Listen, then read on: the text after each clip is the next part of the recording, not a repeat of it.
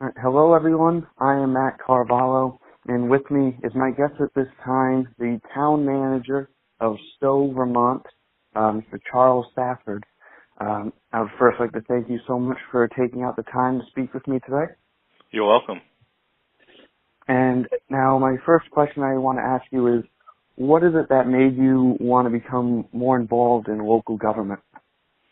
I need to earn a living, and it was an educational interest, and my father was in the service, so I think I always had a sense of public duty, and I think that must be how it originated. I can't tell you exactly why, other than to say I came home from college, and the college said I had to declare a major, and my dad asked me have I ever thought about being a municipal manager, and I didn't even know what one was. And he said, well, somebody's got to run the operations of the town and be responsible to make things happen. And so I went back to the city manager of Keene, New Hampshire, Pat McQueen, who I was the city manager where my college was, and I knocked on his door and asked him if I could do an internship, and he was more than kind enough to agree. I ended up rewriting the city of Keene's sign ordinance for him, and that's how I got my start. Okay. Now, you in the email you sent me, you were telling me the basics of what a town manager does. But besides being appointed by the town council, what are the core things that makes a town manager different from a mayor and like a mayor-council system of government? What's the main differences between those two positions? Well, they're both the chief executive officer of a municipal corporation, but the mayor is elected, and he's independent from the rest of the board, that he's free to vote as he will. There's different forms of mayoral government. Some are strong mayors, and they have appointment authority of employees and the like, and some are just ceremonial heads and participate in the meetings, and they're called weak mayor. A town manager is obligated to the entire board and treats them all as equals, and he is appointed by them and reports to them and carries out their policy guidance and oversees the day-to-day administration of government. So long story short, a mayor is elected, they're political. A manager is appointed, they are apolitical.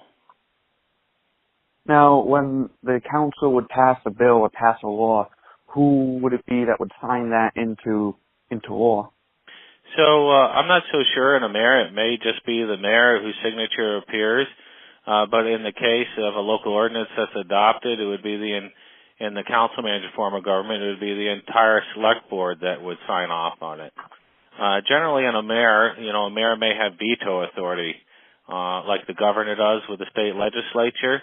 A manager has no voting authority. He has a full right to speak at council meetings, but he does not have a vote. Okay. Now, you told me that one of the main things that the town is currently working on is a bond vote to replace sidewalks in the downtown area, correct? That's correct. Now, the first thing I would like to ask you, for those that are not well aware, would you be able to explain exactly what a bond vote is? So it's a long-term debt issuance to allow public improvements. And so the municipalities in Vermont can borrow through the Vermont Municipal Bond Bank, and they issue collective debt that's been approved by the various municipalities and the state to get better interest rates. And they can issue general obligation debt. General obligation debt is public debt that's secured by the good faith and credit of the taxpayers of the municipality. Okay. Now, the sidewalk conditions, exactly how severe are these sidewalk conditions? And if passed, where is the town going to get the money to do so, to fix the sidewalks? So the sidewalks are past their useful life. They're in need of replacement, and if the bond is passed, then it would become debt of the municipality owes, and that it would make annual payments just like you would on a mortgage on your house. And every year, in order to cover those payments, the debt payment would have to be included in the operating budget to pay back that loan.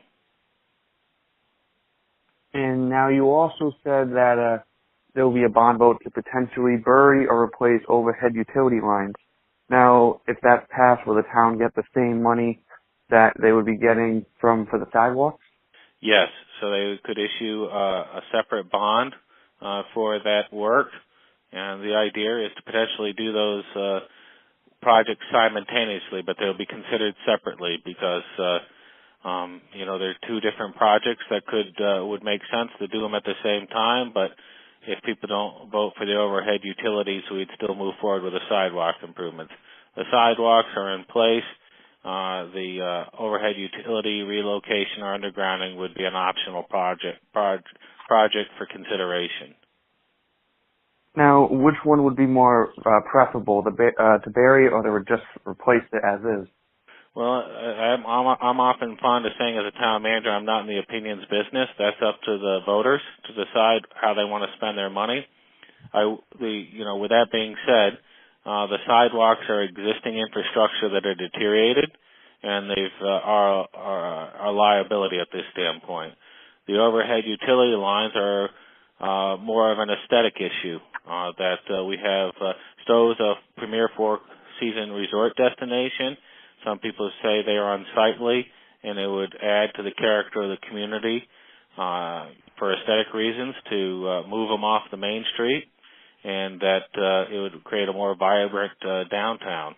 Not to